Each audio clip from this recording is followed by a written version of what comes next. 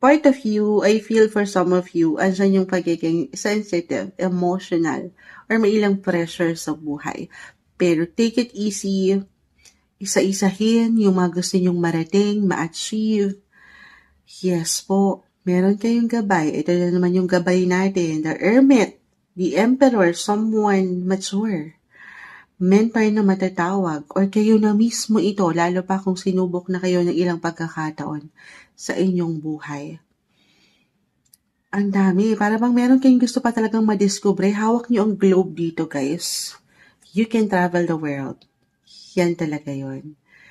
Or, kahit hindi pa ito physical travel, anything connected abroad, especially kung kayo yung mga nasa long-distance relationships.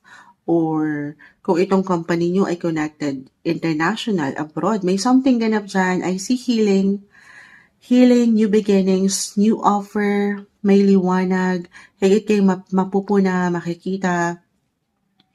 Wag lang yung pagdududahan. Okay, wag kayong magstay sa kung ano yung nakasanayan.